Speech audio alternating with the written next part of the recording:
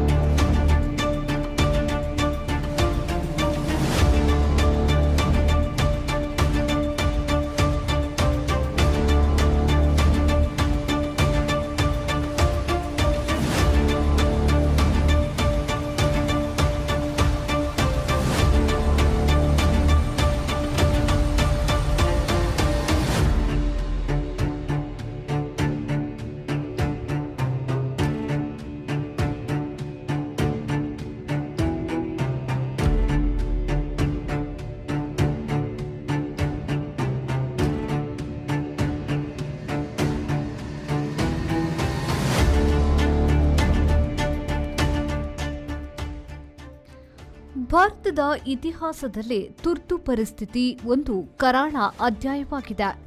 1975ರಿಂದ 1977ರವರೆಗೆ ಪ್ರಧಾನಿ ಇಂದಿರಾ ಗಾಂಧಿಯವರು ದೇಶದಲ್ಲಿ ತುರ್ತು ಪರಿಸ್ಥಿತಿಯನ್ನು ಘೋಷಿಸಿದ್ರು. ಆಂತರಿಕ ಮತ್ತು ಬಾಹ್ಯ ಬೆದರಿಕೆಗಳನ್ನು ಕಾರಣವಾಗಿ ನೀಡಿ ಈ ನಿರ್ಧಾರ ತೆಗೆದುಕೊಳ್ಳಲಾಯಿತು. ಈ ಸಮಯದಲ್ಲಿ ನಾಗರಿಕ ಹಕ್ಕುಗಳನ್ನು ಕಡಿತಗೊಳಿಸಲಾಯಿತು, ಪತ್ರಿಕಾ ಸ್ವಾತಂತ್ರ್ಯವನ್ನು ಹತ್ತಿಕ್ಕಲಾಯಿತು ಮತ್ತು ರಾಜಕೀಯ ವಿರೋಧಿಗಳನ್ನು ಬಂಧಿಸಲಾಯಿತು.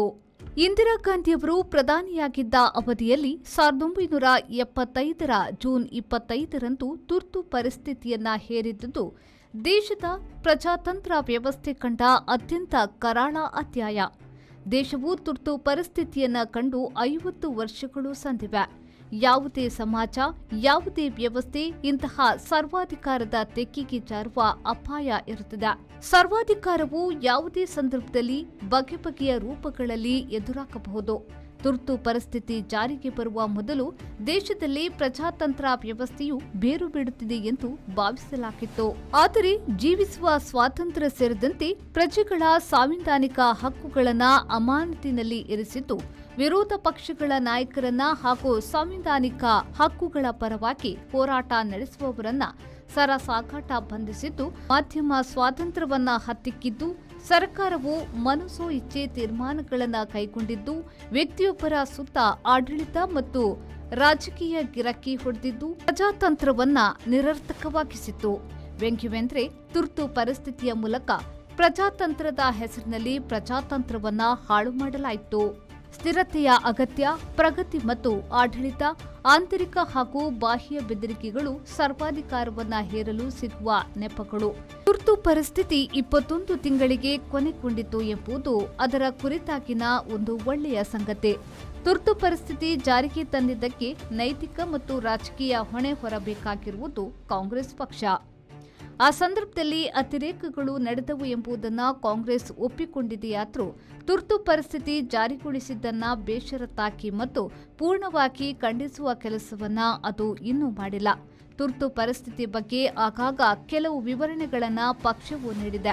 ಅವು ವಾಸ್ತವದಲ್ಲಿ ಮಾರುವೇಷದ ಸಮರ್ಥನೆಗಳು. ತುರ್ತು ಪರಿಸ್ಥಿತಿ ಹೇರಿಕೆಗೆ ನೀಡಿದ್ದ ಕಾರಣವನ್ನ ಅಕ್ಷರಶಃ ದುರುಪಯೋಗ ಪಡಿಸಿಕೊಳ್ಳಲಾಯಿತು. ಸರ್ಕಾರದ ಅನುಮತಿ ಇಲ್ಲದೆ ಯಾವುದೇ ಪತ್ರಿಕಾ ಪ್ರಕಟಣೆ ನೀಡದಂತೆ ಸರ್ಕಾರದ ನಿರ್ಧಾರವೇ ಅಂತಿಮ ಎನ್ನುವಂತೆ ನ್ಯಾಯಾಂಗದ ಮೇಲೆ ಒತ್ತಡವನ್ನ ಹಾಕಲಾಯಿತು. ಇದರಿಂದಾಗಿ ಮಾನವ ಹಕ್ಕುಗಳ ಉಲ್ಲಂಘನೆ ಪ್ರಕರಣ ಹೆಚ್ಚಾದವು. ಹೇಬಿಯಸ್ ಕಾರ್ಪಸ್ ಮುಂತಾದವುಗಳನ್ನು ರದ್ದುಪಡಿಸಲಾಯಿತು. ಪತ್ರಿಕಾ ಸ್ವಾತಂತ್ರ್ಯದ ಮೇಲೆ ಆಕ್ರಮಣ ಮಾಡಿದ ಹಿನ್ನೆಲೆಯಲ್ಲಿ ಸರ್ಕಾರದ ವಿರುದ್ಧ ಯಾವುದೇ ಟೀಕೆಗಳನ್ನು ಮಾಡಿದ್ರೆ ನಿರ್ದಯವಾಗಿ ಹತ್ತಿಕ್ಕಲಾಯಿತು. ತುರ್ತು ಪರಿಸ್ಥಿತಿ ಘೋಷಣೆ, ವಿಪಕ್ಷ ನಾಯಕರ ಬಂಧನದ ಬೆನ್ನಲ್ಲೇ ಇಂದಿರಾ ಗಾಂಧಿ ರಾಷ್ಟ್ರೀಯ ಸ್ವಯಂ ಸೇವಕ ಸಂಘಕ್ಕೆ ನಿಷೇಧವನ್ನ ಹೇರಿದ್ರು. ಸರಸಂಘ ಚಾಲಕ ಬಾಳಾ ಸಾಹೇಬ್ ದೇವರಸ್ ಅವರನ್ನ ಬಂಧಿಸಲಾಯಿತು. ಗುಜರಾತ್ ಮತ್ತು ತಮಿಳುನಾಡಿನಲ್ಲಿ ವಿಪಕ್ಷಗಳ ಸರ್ಕಾರ ಅಧಿಕಾರದಲ್ಲಿತ್ತು. ಯಾವುದೇ ಸರಿಯಾದ ಕಾರಣವಿಲ್ಲದೆ ಆ ರಾಜ್ಯಗಳಲ್ಲಿ ರಾಷ್ಟ್ರಪತಿ ಆಡಳಿತ ಜಾರಿಗೆ ತರಲಾಯಿತು. ಜನಾದೇಶವಿರುವ ಸರ್ಕಾರದ ಮೇಲೆ ರಾಷ್ಟ್ರಪತಿ ಆಡಳಿತ ಗುಮ್ಮನನ್ನ ಆರಂಭಿಸಿದ್ದೇ ಕಾಂಗ್ರೆಸ್ ಮತ್ತು ಇಂದಿರಾ ಗಾಂಧಿ. ತುರ್ತು ಪರಿಸ್ಥಿತಿಯ ಸಂದರ್ಭದಲ್ಲಿ ನೌಕರರು ಮತ್ತು ಕಾರ್ಮಿಕ ಸಂಘಟನೆಗಳು ಎದುರಿಸಿದ ಸಮಸ್ಯೆಗಳು ನೂರಾರು. ಮುಷ್ಕರವನ್ನ ಹತ್ತಿಕ್ಕುವುದು, ವೇತನವನ್ನ ತಡೆಹಿಡಿಯುವುದನ್ನ ಮಾಡಲಾಯಿತು. ಹಂತ ಹಂತವಾಗಿ ಬೋನಸ್ ಪದ್ಧತಿಗೆ ತಿಲಾಂಜಲಿ ಹಾಡಲಾಯಿತು. ಪ್ರಮುಖ ಸಾರ್ವಜನಿಕ ವಲಯದ ಕೈಗಾರಿಕೆಗಳು ಭಾರಿ ತೊಂದರೆಯನ್ನ ಎದುರಿಸಿತು. ತುರ್ತು ಪರಿಸ್ಥಿತಿ ಎಂಬುದು ಸರ್ವಾಧಿಕಾರಿ ಮನಸ್ಥಿತಿಯ ಸರ್ಕಾರ ಬಳಸಿದ ರಾಜಕೀಯ ಹಾಗೂ ಕಾನೂನು ಅಸ್ತ್ರ ಮಾತ್ರವೇ ಅಲ್ಲ. ಅದು ಸ್ವಾತಂತ್ರ್ಯಕ್ಕೆ ಮತ್ತು ಸಂವಿಧಾನದ ಅತ್ಯುತ್ತಮ ಮೌಲ್ಯಗಳಿಗೆ ವಿರುದ್ಧವಾಗಿ ವರ್ತಿಸುವ ಅಧಿಕಾರದ ಒಳಗೆ ಕೂತಿರುವ ಮನಸ್ಥಿತಿ. ನಮ್ಮ ಸ್ವಾತಂತ್ರ್ಯದ ವಿಚಾರದಲ್ಲಿ ಸರ್ಕಾರಗಳನ್ನು ಹಾಗೂ ರಾಜಕೀಯ ಪಕ್ಷಗಳನ್ನು ನಂಬಲು ಆಗುವುದಿಲ್ಲ ಎಂಬುದು ದೇಶ ಕಂಡ ತುರ್ತು ಪರಿಸ್ಥಿತಿಯ ವರ್ಷಾಚರಣೆಯು ಈ ಸಂದರ್ಭದಲ್ಲಿ ಅಗತ್ಯವಾಗಿ ಮನನ ಮಾಡಿಕೊಳ್ಳಬೇಕಾದ ಪಾಠ. ತಮ್ಮ ಸ್ವಾತಂತ್ರ್ಯವನ್ನ ಜನ ತಾವೇ ರಕ್ಷಿಸಿಕೊಳ್ಳಬೇಕು. ಆ ಸ್ವಾತಂತ್ರ್ಯ ಕಾಪಾಡುವ ಪ್ರಜಾತಾಂತ್ರಿಕ ಸಂಸ್ಥೆಗಳನ್ನು ಜನರೇ ಬಲಪಡಿಸಬೇಕು. ನಮ್ಮ ಸ್ವಾತಂತ್ರ್ಯವನ್ನ ಕಾಪಾಡಿಕೊಳ್ಳುವ ಹೊಣೆ ನಮ್ಮದೇ ಆಗಿರುತ್ತದೆ. ಬ್ಯೂರೋ ರಿಪೋರ್ಟ್, ವಿ4 ನ್ಯೂಸ್, ಮಂಗಳೂರು.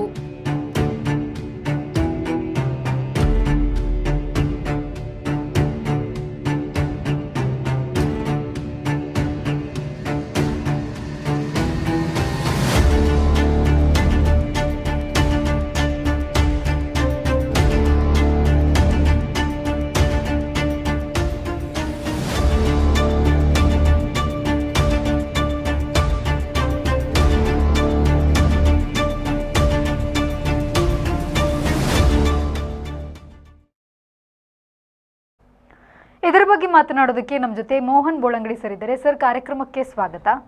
ಸರ್, ಈಗ ತುರ್ತು ಪರಿಸ್ಥಿತಿ ಹೇರಿಕೆ ಪ್ರಜಾಪ್ರಭುತ್ವದ ಇತಿಹಾಸದಲ್ಲೇ ಅತ್ಯಂತ ಕರಾಳ ಅಧ್ಯಾಯ. ಇಂದಿಗೆ 50 ವರ್ಷಗಳು ತುಂಬಿದೆ ಸರ್. ಯಾಕಾಗಿ ಈ ಒಂದು ತುರ್ತು ಪರಿಸ್ಥಿತಿ ಹೇರಿಕೆಯಾಗಿತ್ತು ಅನ್ನೋದ್ರ ಬಗ್ಗೆ? 1975 ಜೂನ್ 25ರಂದು ಮಧ್ಯರಾತ್ರಿ 12 ಗಂಟೆಯ ವೇಳೆಗೆ ಅಂದಿನ ರಾಷ್ಟ್ರಪತಿ ಫಕ್ರುದ್ದೀನ್ ಅಲಿ ಅಹಮದ್ ಅವರು ಕೇಂದ್ರ ಸಚಿವ ಸಂಪುಟದ ನಿರ್ಣಯಕ್ಕೆ ಅನುಮೋದನೆ ನೀಡಿದರು. ಕೇಂದ್ರ ಸಚಿವ ಸಂಪುಟ ಪ್ರಧಾನಿ ಇಂದಿರಾ ಗಾಂಧಿ ಅವರ ಅಧ್ಯಕ್ಷತೆಯಲ್ಲಿ ಸಭೆ ಸೇರಿ ಆ ನಿರ್ಧಾರವನ್ನು ಕೈಗೊಂಡಿತು. ಸಂವಿಧಾನದಲ್ಲಿ ಇದ್ದಂತಹ ಒಂದು ಅವಕಾಶವನ್ನು ಬಳಸಿಕೊಂಡು ಅಂದಿನ ಪಶ್ಚಿಮ ಬಂಗಾಳದ ಮುಖ್ಯಮಂತ್ರಿಯಾಗಿದ್ದಂಥ ಸಿದ್ಧಾರ್ಥ ಶಂಕರ್ ರೈ ಅವರ ಮಾಹಿತಿಯಂತೆ ಆ ಆದೇಶವನ್ನು ಹೊರಡಿಸಿತು. ತಕ್ಷಣ ಇಡೀ ದೇಶಾದ್ಯಂತ ಎಲ್ಲ ರೀತಿಯ ಪತ್ರಿಕಾ ಸ್ವಾತಂತ್ರ್ಯವನ್ನು ಮೊಟಕುಗೊಳಿಸಲಾಯಿತು. ಮೀಸಾ ಎನ್ನುವಂಥ ಕಾಯ್ದೆಯನ್ನು ಜಾರಿಗೆ ತರಲಾಯಿತು. Maintenance of internal security act ಅಂತ ಹೇಳಿದ್ರು. ಆವಾಗಲೇ DIR ಅಂತ ಹೇಳಿ ಒಂದು ಕಾನೂನು ಇತ್ತು, ರಾಷ್ಟ್ರೀಯ ಸುರಕ್ಷಾ ಕಾಯ್ದೆ ಅಂತ ಹೇಳಿ. ಅದು ಒಂದಿತ್ತು. ಮೀಸಾ ಅಂತ ಒಂದು ಕಾಯ್ದೆಯನ್ನು ಅಸ್ತಿತ್ವಕ್ಕೆ ತರಲಾಯಿತು. ಈ ಸಂದರ್ಭದಲ್ಲಿ ಯಾರ್ಯಾರು ವಿರೋಧ ಪಕ್ಷದ ನಾಯಕರುಗಳಿದ್ದರು ಅವರನ್ನೆಲ್ಲ ಜೈಲಿಗೆ ಕಳುಹಿಸಲಾಯಿತು. ಅದರಲ್ಲಿ 2 ನಮೂನೆಯ ವಾರಂಟ್ಗಳಿತ್ತು. ಒಂದು ಮೀಸಾ ವಾರಂಟ್. ಮೀಸಾ ವಾರಂಟ್ ಅಂತ ಹೇಳಿದರೆ ಆ ವಾರಂಟಿನನ್ವಯ ಒಬ್ಬನನ್ನು ಬಂಧಿಸಿದರೆ, ಆ ಕಾಯ್ದೆ ಅನ್ವಯ ಒಬ್ಬನನ್ನು ಬಂಧಿಸಿದರೆ ಯಾವುದೇ ನ್ಯಾಯಾಲಯಕ್ಕೆ ಹಾಜರುಪಡಿಸುವಾಗಿಲ್ಲ, ನೇರವಾಗಿ ಕೊಂಡೋಗಿ ಜೈಲಿಗೆ ಬಿಟ್ಟು ಹಾಕೋದು. ಈಗಲೂ ಒಂದು ಕಾನೂನು ಇದೆ. ಜಿಲ್ಲಾಧಿಕಾರಿಗಳು ಈ ಗೂಂಡಾ ಆಕ್ಟ್ ಅಂತ ಹಾಕ್ತಾರೆ. 1 ವರ್ಷದ ಅವಧಿಗೆ ಒಬ್ಬನ ಮೇಲೆ ಗೂಂಡಾ ಆಕ್ಟ್ ಹಾಕ್ತಾರೆ. ಆ ಆದೇಶದಲ್ಲಿ ಅವರು ಸ್ಪಷ್ಟಪಡಿಸ್ತಾರೆ, ಇಂತಿಂಥ ವ್ಯಕ್ತಿಯನ್ನು ಇಂತಿಂಥ ಕಾಯ್ದೆ ಅನ್ವಯ ಬಂಧಿಸಿ ಇಂಥ ಜೈಲಲ್ಲಿ ಇಷ್ಟು ದಿನಗಳ ಇಂಥ ತಾರೀಕಿನ ಒಳಗೆ ಇರಬೇಕು ಅಂತೇಳಿ ಆ ರೀತಿ ಆದೇಶ ಮಾಡೋದು. ಅವನು ಕೋರ್ಟಿಗೆ ಕೊಂಡೋಗಿ ಪ್ರೊಡ್ಯೂಸ್ ಮಾಡಲಿಕ್ಕಿಲ್ಲ. ಯಾವುದೇ ಅಪರಾಧಿಯನ್ನು ಕೋರ್ಟಿಗೆ ಪ್ರೊಡ್ಯೂಸ್ ಮಾಡಲಿಕ್ಕೆ ಉಂಟಲ್ಲ, ಈ ಗೂಂಡಾ ಆ್ಯಕ್ಟಲ್ಲಿ ಅಪರಾಧಿಯನ್ನು ಕೋರ್ಟಿಗೆ ಪ್ರೊಡ್ಯೂಸ್ ಮಾಡಲ್ಲ. ಅದೇ ರೀತಿ ಮೀಸಾ ಕಾಯ್ದೆ ಅನ್ವಯ ಬಂಧನಕ್ಕೊಳಗಾದಂತಹ ಅಪರಾಧಿಯನ್ನ ಕೋರ್ಟಿಗೆ ಹಾಜರುಪಡಿಸುವಾಗಿಲ್ಲ, ಅದಕ್ಕೆ ಅವಕಾಶ ಇಲ್ಲ, ನೇರವಾಗಿ ಕೊಂಡೋಗಿ ಜೈಲಿಗೆ ಹಾಕುದು. ಅದೇ ಇದು ರಾಷ್ಟ್ರೀಯ ಸುರಕ್ಷಾ ಕಾಯ್ದೆ ಅನ್ವಯ ಬಂಧನಕ್ಕೊಳಗಾದ್ರೆ ಅವರನ್ನು ನ್ಯಾಯಾಲಯಕ್ಕೆ ಹಾಜರುಪಡಿಸಲು. ಹಾಗೆ 2 ಕಾಯ್ದೆಗಳನ್ನು ಪೊಲೀಸರು ಬಳಸ್ಕೊಳ್ತಾ ಇದ್ರು. ಹೆಚ್ಚಾಗಿ ಮೀಸಾ ಕಾಯ್ದೆಯನ್ನು ಬಳಸ್ಕೊಳ್ತಾ ಇದ್ರು. ನಿಮಗೆ ಬಿಹಾರದ ಮಾಜಿ ಮುಖ್ಯಮಂತ್ರಿ ಲಾಲು ಪ್ರಸಾದ್ ಯಾದವ್ ಇದ್ದಾರಲ್ಲ, ಅವರ ಮಗಳ ಹೆಸರೇ ಮೀಸಾವರತಿ ಅಂತ ಹೇಳಿ. ಯಾಕಂದ್ರೆ ಅದೇ ವರ್ಷ ಹುಟ್ಟಿದ್ದವಳು. ಅವಳು ಹುಟ್ಟುವಾಗ ಲಾಲು ಪ್ರಸಾದ್ ಯಾದವ್ ಮೀಸಾದಲ್ಲಿ ಬಂಧನಕ್ಕೊಳಗಾಗಿದ್ದರು. ಅದೇ ಹೆಸರನ್ನು ಮಗಳಿಗೆ ಇಟ್ಟಿದ್ದು ಮೀಸಾ ಭಾರತಿ ಅಂತ ಹೇಳಿ ಅವರ ಹೆಸರು. ಆ ರೀತಿಯಾಗಿ ಮೀಸಾ ಅಂದರೆ ಅದು ಮೀಸಾ ಕಾಯ್ದೆ ಅಂದ್ರೆ ಹಾಗೆ. ಆ ಸಂದರ್ಭದಲ್ಲಿ ಕಾಫಿ ಪೋಸಾ ಕಾಯ್ದೆ ಬಂದಿತ್ತು, ಬೇರೆ ಬೇರೆ ಕಾಯ್ದೆಗಳಿತ್ತು. ಜನರನ್ನು ಯಾವ ರೀತಿಯಲ್ಲಿ ಸೊಲ್ಲು ಎತ್ತದಂತೆ ಬಗ್ಗು ಬಡಿಬೇಕೋ ಅಷ್ಟು ಪ್ರಬಲವಾದ ಕಾಯ್ದೆಗಳನ್ನ ಆ ಸಂದರ್ಭದಲ್ಲಿ ಜಾರಿ ಮಾಡಲಾಯಿತು. ಪತ್ರಿಕಾ ಸ್ವಾತಂತ್ರ್ಯ ಹರಣ ಆಗಿತ್ತು. ಪತ್ರಿಕೆಗಳು ಏನು ಪ್ರಿಂಟ್ ಮಾಡಬೇಕು ಎನ್ನುವುದನ್ನು ಆಗಿನ ಜಿಲ್ಲಾ ಕಲೆಕ್ಟರ್ ಅಂದ್ರೆ DC ಅವರು ನಿರ್ಧರಿಸ್ತಾ ಇದ್ದರು. ಪತ್ರಿಕೆಯ ಸಂಪಾದಕರಲ್ಲ, ಪತ್ರಿಕೆಯ ನ್ಯೂಸ್ ಎಡಿಟರ್ಗಳಲ್ಲ, ಅವರು ನಿರ್ಧರಿಸುವುದು ಈ ಸುದ್ದಿ ಹಾಕಬೇಕು, ಈ ಸುದ್ದಿ ಹಾಕಬಾರದು. ಅಂತಿಮವಾಗಿ ಅವರು ಫೈನಲ್ ಮಾಡಿದ ಪೇಜ್ ಮಾತ್ರ ಪ್ರಿಂಟಿಗೆ ಹೋಗ್ಬೇಕು. ಆದ್ರಿಂದಾಗಿ ಸರ್ಕಾರದ ವಿರುದ್ಧ ಯಾರು ಏನು ಮಾತನಾಡಿದ್ರು ಅದು ಇನ್ನೊಬ್ಬರಿಗೆ ಗೊತ್ತಾಗ್ತಾ ಇದೆ. ಸರ್ಕಾರದ ವಿರುದ್ಧ ಯಾರು ಏನು ಮಾತನಾಡಿದ್ರು ಅಂತವರ ಮೇಲೆ ಅಂತ ಕಾಯ್ದೆಗಳನ್ನು ಹೇರಲಾಗ್ತಿತ್ತು. ಆದ್ದರಿಂದ ವಸ್ತುಶಃ ಇಡೀ ದೇಶ ಒಂದು ಜೈಲಾಗಿ ಪರಿವರ್ತನೆ ಆಗಿತ್ತು. ಯಾರಿಗೂ ವಾಯ್ಸೇ ಇಲ್ಲ, ಯಾವುದೇ ರೀತಿಯ ಪ್ರತಿಭಟನೆಗಳು ಮಾಡುವಾಗಿಲ್ಲ, ಪತ್ರಿಕೆಗಳು ದಮ್ಮೆತ್ತುವಾಗಿರಲಿಲ್ಲ. ಎಲ್ಲಿವರೆಗೆ ಅಂತ ಹೇಳಿದ್ರೆ ನ್ಯಾಯಾಲಯದ ನ್ಯಾಯಾಧೀಶರು ಸಹ ಇದರ ಬಗ್ಗೆ ಮಾತಾಡ್ತಾ ಇರಲಿಲ್ಲ. ನ್ಯಾಯಾಧೀಶರು ಅಷ್ಟು ಕಠಿಣ, ಎಲ್ಲ ರೀತಿಯ ಕಾನೂನಿನ ರಕ್ಷಣೆ ಇರುವ ನ್ಯಾಯಾಧೀಶರು ಸಹ ಮಾತಾಡ್ತಾ ಇರಲಿಲ್ಲ. ವಕೀಲರುಗಳು ಮಾತಾಡ್ತಾ ಇರಲಿಲ್ಲ. ಹಲವಾರು ವಕೀಲರುಗಳು ಜೈಲಿಗೆ ಹೋಗಿದ್ದಾರೆ. ಆದ್ದರಿಂದಾಗಿ ಅಂತಹ ಒಂದು ಕಠಿಣವಾದಂತಹ ತುರ್ತು ಪರಿಸ್ಥಿತಿಯನ್ನು ಇಂದಿರಾ ಗಾಂಧಿ ಅವರ ಸರ್ಕಾರ ಜಾರಿಗೆ ಮಾಡಿದ್ದು ಕೇವಲ ಕ್ಷುಲ್ಲಕ ಕಾರಣಕ್ಕೆ. ಯಾವ ಕಾರಣಕ್ಕಾಗಿರ್ಬೋದು? 1971ರಲ್ಲಿ ಇಂಡೋ ಪಾಕ್ ವಾರ ಆಯ್ತು, ಬಾಂಗ್ಲಾ ವಿಮೋಚನೆ ಆಯ್ತು. ಆಗ ಇಂದಿರಾ ಗಾಂಧಿ ಅವರಿಗೆ ಅತ್ಯಂತ ದೊಡ್ಡ ಹೆಸರು ಇಡೀ ದೇಶದಲ್ಲಿ ಬಂದಿತ್ತು. ಆಗ ತಾನೇ ಅವರು 2 ವರ್ಷ ಆದದಷ್ಟೇ ಪ್ರಧಾನಿಯಾಗಿ. ಆ ಹೆಸರಿನ ಆಧಾರದಲ್ಲಿ 72ರಲ್ಲಿ ಲೋಕಸಭಾ ಚುನಾವಣೆ ನಡೆಯಿತು. ಇಂದಿರಾ ಗಾಂಧಿ ಅವರು ಕಾಂಗ್ರೆಸ್ ಪಕ್ಷವನ್ನು ಕಟ್ಟಿದ್ರು. ಕೇವಲ 2 ವರ್ಷ ಆಗಿತ್ತು ಆ ಪಕ್ಷ ಕಟ್ಟಿ. ಅದು 1969ರಲ್ಲಿ ಕಾಂಗ್ರೆಸ್ ವಿಭಜನೆ ಆಯಿತು. ಇಂದಿರಾ ಗಾಂಧಿ ಅವರು ಕಾಂಗ್ರೆಸ್ಸಿನ ಹಿರಿಯ ನಾಯಕರ ಅಭಿಪ್ರಾಯಗಳಿಗೆ ಮನ್ನಣೆ ಕೊಡುತ್ತಿರಲಿಲ್ಲ ಅಂತ ಹೇಳಿ ಆ ಹಿರಿಯ ನಾಯಕರುಗಳು ಬೆಂಗಳೂರಿನ ಲಾಲ್ಬಾಗ್ನಲ್ಲಿರುವ ಗ್ಲಾಸ್ ಹೌಸ್ನಲ್ಲಿ AICC ಅಧಿವೇಶನ ನಡೆಸಿ ಅಲ್ಲಿ ಇಂದಿರಾ ಗಾಂಧಿ ಅವರನ್ನು ಪಕ್ಷದಿಂದ ಉಚ್ಚಾಟನೆ ಮಾಡಿದ್ರು. ಆ ಸಂದರ್ಭದಲ್ಲಿ ಡೆಲ್ಲಿಯಲ್ಲಿ ಇಂದಿರಾ ಗಾಂಧಿ ಅವರ ಪರವಾಗಿ ಎಲ್ಲ ಸಂಸದರು ನಿಂತುಕೊಂಡ್ರು. ನಮಗೆ ಪ್ರಜಾಪ್ರಭುತ್ವ ವ್ಯವಸ್ಥೆಯಲ್ಲಿ ಪಕ್ಷ ಮುಖ್ಯ ಅಲ್ಲ, ಸಂಸತ್ತಿನ ಒಳಗೆ ಇಲ್ಲದ್ರೆ ವಿಧಾನಸಭಾದ ಒಳಗೆ ನಂಬರ್ಗಳು ಮುಖ್ಯ. ಅದರಿಂದ ಸಂಸತ್ತಿನಲ್ಲಿ ಯಾರು ಸದಸ್ಯರಿದ್ದಾರೆ, ಸಂಸತ್ ಸದಸ್ಯರಿದ್ದಾರೆ, ಕಾಂಗ್ರೆಸ್ಸಿನ ಸಂಸತ್ ಸದಸ್ಯರು, ಅವರು ಇಂದಿರಾ ಗಾಂಧಿ ಅವರ ಪರವಾಗಿ ನಿಂತರು. ಅದರಿಂದಾಗಿ ಕೇಂದ್ರ ಸರ್ಕಾರಕ್ಕೆ ಯಾವುದೇ ಅಡೆತಡೆ ಆಗ್ಲಿಲ್ಲ. ಓಕೆ. ಪಕ್ಷದಿಂದ ಇಂದಿರಾ ಗಾಂಧಿಯನ್ನು ಉಚ್ಚಾಟನೆ ಮಾಡಿದರೆ ಇವರು ಕಾಂಗ್ರೆಸ್ ಐ ಅಂತ ಹೇಳಿ ಪಕ್ಷವನ್ನು ಸ್ಥಾಪನೆ ಮಾಡಿದ್ರು. ಅದನ್ನು ಕೇಂದ್ರ ಚುನಾವಣಾ ಆಯೋಗದಲ್ಲಿ ರಿಜಿಸ್ಟರ್ ಮಾಡಿಸಿಕೊಂಡ್ರು. ಅವರು ಅಧಿಕಾರವನ್ನು ಮುಂದುವರಿಸಿದ್ರು. ಇಂತಹ ಸಂದರ್ಭದಲ್ಲಿ 71ರ ಇಂಡೋ ಪಾಕ್ ವಾರ ಆಯಿತು, ಬಾಂಗ್ಲಾ ವಿಮೋಚನೆ ಆಯಿತು, ಇವರಿಗೆ ಒಳ್ಳೆ ರೀತಿಯಲ್ಲಿ ಹೆಸರು ಬಂತು. 72ರಲ್ಲಿ ಚುನಾವಣೆಗೆ ಹೋದರು. ಚುನಾವಣೆಗೆ ಹೋದ ಸಂದರ್ಭದಲ್ಲಿ ಇವರಿಗೆ ಅಭೂತಪೂರ್ವವಾದ ಜನ ಬೆಂಬಲ ಸಿಕ್ಕಿತ್ತು. 353 ಸ್ಥಾನಗಳಲ್ಲಿ ಕಾಂಗ್ರೆಸ್ ಐ ಗೆಲುವು ಸಾಧಿಸಿತ್ತು. ಕಾಂಗ್ರೆಸ್ ಐ, ಸಂಸ್ಥಾ ಕಾಂಗ್ರೆಸ್ ಅಲ್ಲ. ಆಗ ಮತ್ತೊಂದು ಅಳಿದುಳಿದ ಕಾಂಗ್ರೆಸ್ ಅನ್ನು ಸಂಸ್ಥಾ ಕಾಂಗ್ರೆಸ್ ಅಂತ ಹೇಳ್ತಾ ಇದ್ರು. ಇವತ್ತು ಏನು ಜನತಾ ಪಕ್ಷ, ಜನತಾ ದಳ ಅಂತ ಹೇಳ್ತೇವಲ್ಲ, ಇದು ಮೂಲತಃ ಸಂಸ್ಥಾ ಕಾಂಗ್ರೆಸ್. ಮೂಲತಃ ಸಂಸ್ಥಾ ಕಾಂಗ್ರೆಸ್. ಈ ದೇವೇಗೌಡರು, ಈ ರಾಮಕೃಷ್ಣ ಹೆಗಡೆ ಅವರು, ಈ JH ಪಟೇಲ್ರು, ಜಾರ್ಜ್ ಫೆರ್ನಾಂಡಿಸ್, ಇವರೆಲ್ಲ ಆ ಸಂಸ್ಥಾ ಕಾಂಗ್ರೆಸ್ ಇಂದ ಬಂದವರು. ಸಂಸ್ಥಾ ಕಾಂಗ್ರೆಸ್ ಬದಲ ಬೇರೆಯಾಗಿ ಸಮಾಜವಾದಿ ಪಕ್ಷದಲ್ಲಿದ್ದವರು. ಹಾಗೆ ಸಮಾಜವಾದಿ ಚಿಂತನೆಯವರು ಒಂದು ಕಡೆ, ಸಂಸ್ಥಾ ಕಾಂಗ್ರೆಸ್ನವರು ಒಂದು ಕಡೆ, ಇಂದಿರಾ ಗಾಂಧಿ ಅವರು ಒಂದು ಕಡೆ, ಜನಸಂಘ ಒಂದು ಕಡೆ, ಭಾರತೀಯ ಜನತಾ ಪಕ್ಷ. ಇವತ್ತು BJP ಅಂತ ನಾವು ಏನು ಹೇಳ್ತೇವೆ ಅದು ಭಾರತೀಯ ಜನಸಂಘ ಆಗಿತ್ತು. ಅದು 1950ರಲ್ಲಿ ಬಲರಾಜ ಮಧುಕರ್ ಅವರು ಪಕ್ಷವನ್ನು ಸ್ಥಾಪನೆ ಮಾಡಿದ್ರು. ಅದರಿಂದ ಆ ಪಕ್ಷ ಇತ್ತು. ಆ ಸಂದರ್ಭದಲ್ಲಿ ಇಂದಿರಾ ಗಾಂಧಿ ಅವರು 1975ರಲ್ಲಿ ತುರ್ತು ಪರಿಸ್ಥಿತಿಯನ್ನು ಘೋಷಣೆ ಮಾಡುವ ಸಂದರ್ಭದಲ್ಲಿ ಜನಸಂಘ 4 ರಾಜ್ಯಗಳಲ್ಲಿ ಅಧಿಕಾರದಲ್ಲಿತ್ತು. 4 ರಾಜ್ಯಗಳ ಅಧಿಕಾರದಲ್ಲಿತ್ತು. ಅಷ್ಟು ಪ್ರಬಲವಾಗಿತ್ತು ಆ ಪಕ್ಷ. ಮತ್ತೆಲ್ಲ ಕಡೆಗಳಲ್ಲಿ ಕಾಂಗ್ರೆಸ್ ಅಧಿಕಾರದಲ್ಲಿ ಇತ್ತು. ಇಂತಹ ಸಂದರ್ಭದಲ್ಲಿ ಇಂದಿರಾ ಗಾಂಧಿ ಅವರು 72ರ ಲೋಕಸಭಾ ಚುನಾವಣೆಯಲ್ಲಿ ರಾಯ್ಬರೇಲಿ ಲೋಕಸಭಾ ಕ್ಷೇತ್ರದಿಂದ ಆಯ್ಕೆಯಾಗಿದ್ದರು. ಅವರ ವಿರುದ್ಧ ಸ್ಪರ್ಧಿಸಿ ಸೋತವರು ರಾಜನಾರಾಯಣ ಅಂತಲ್ಲಿ ಸಮಾಜವಾದಿ ಪಕ್ಷದ ಅಭ್ಯರ್ಥಿ.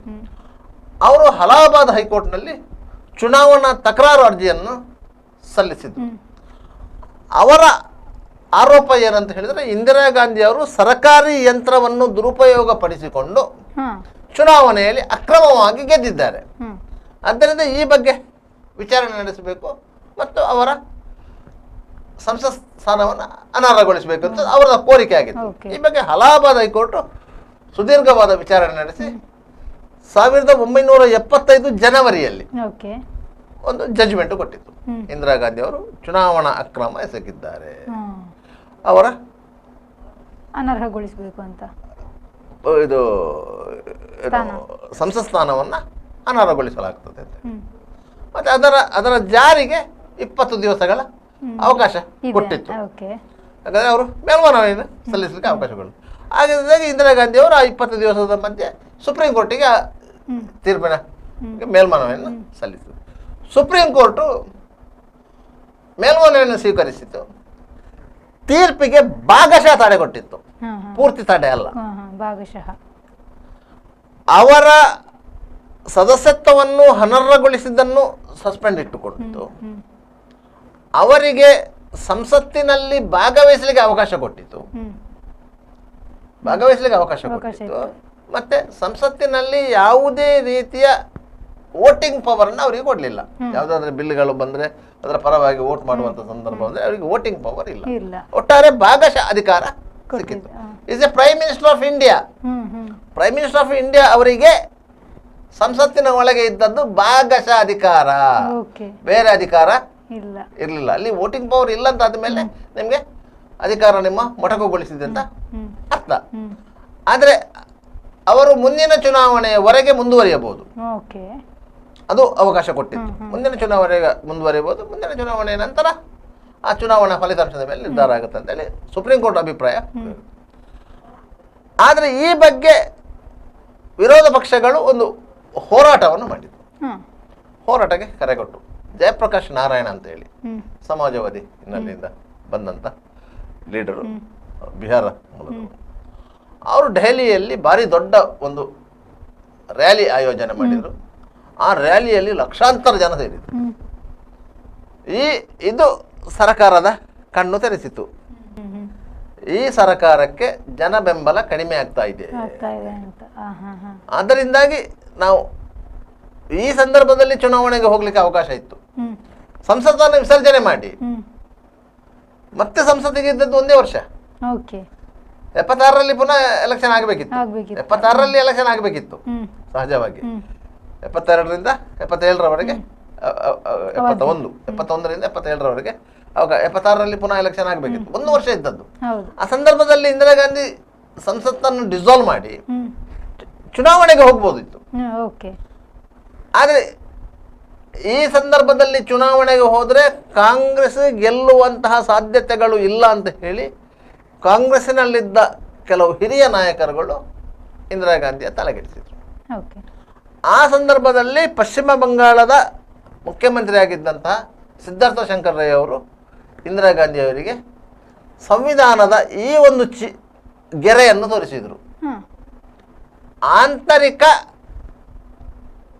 ಕ್ಷೋಭೆ ಉಂಟಾದ ಸಂದರ್ಭದಲ್ಲಿ ತುರ್ತು ಪರಿಸ್ಥಿತಿಯನ್ನು ಹೇರುವಂತಹ ಒಂದು ಅವಕಾಶವನ್ನು ಸಂವಿಧಾನ ಕೊಟ್ಟಿದೆ ಅಂತ ಆ ಲೈನನ್ನು ಬಳಸಿಕೊಂಡು ಇಂದಿರಾ ಗಾಂಧಿ ಅವರು ಕ್ಯಾಬಿನೆಟ್ ಅಲ್ಲಿ ಆ ನಿರ್ಣಯವನ್ನು ಮಂಡಿಸಿದರು. ಇಂದಿರಾ ಗಾಂಧಿ ಅವರ ವಿರುದ್ಧವಾಗಿ ಮಾತನಾಡಲಿಕ್ಕೆ ಯಾವ ಕಾಂಗ್ರೆಸ್ ಅಲ್ಲೂ ಲೀಡರ್ಗಳು ಇರಲಿಲ್ಲ. ಇವತ್ತಿಗೂ ಸಹ ನೋಡಿ, ರಾಹುಲ್ ಗಾಂಧಿ ಅವರ ವಿರುದ್ಧವಾಗಿ, ಸೋನಿಯಾ ಗಾಂಧಿ ಅವರ ವಿರುದ್ಧವಾಗಿ, ಪ್ರಿಯಾಂಕಾ ಗಾಂಧಿ ಅವರ ವಿರುದ್ಧವಾಗಿ ಮಾತಾಡಲಿಕ್ಕೆ ಕಾಂಗ್ರೆಸ್ ಅಲ್ಲಿ ಯಾವ ಲೀಡರ್ಗಳು ಸಿಕ್ಕೋದಿಲ್ಲ.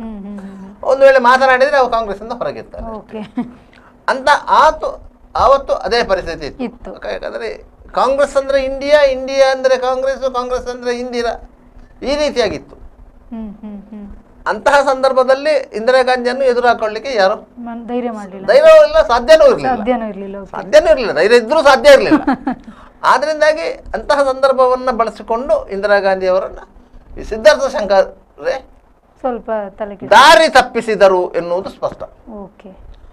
ಅದರಿಂದಾಗಿ ಇಂದಿರಾ ಗಾಂಧಿ ಅವರು ತುರ್ತು ಪರಿಸ್ಥಿತಿಯನ್ನು ಹೇಳಿದರು. ಆದರೆ ತುರ್ತು ಪರಿಸ್ಥಿತಿ ಅಲ್ಲಿಯವರೆಗೆ ಸ್ವತಂತ್ರ ಭಾರತದ ಪ್ರಥಮ ಪ್ರಯೋಗ, ಅಲ್ಲಿವರೆಗೆ ಪ್ರಯೋಗ ಆಗಿರಲಿಲ್ಲ. ನಿಮಗೆ ಒಂದು ಕಡೆಯಲ್ಲಿ ಒಮ್ಮೆ ಪ್ರಯೋಗ ಆಗಿದ್ರೆ ಅದರ ಸಾಧಕ ಬಾಧಕಗಳೇನಾದ್ರು ಗೊತ್ತಿರ್ತದೆ. ಅಂತ ಪ್ರಯೋಗ ಈ ಹಿಂದೆ ಆಗಿರಲಿಲ್ಲ.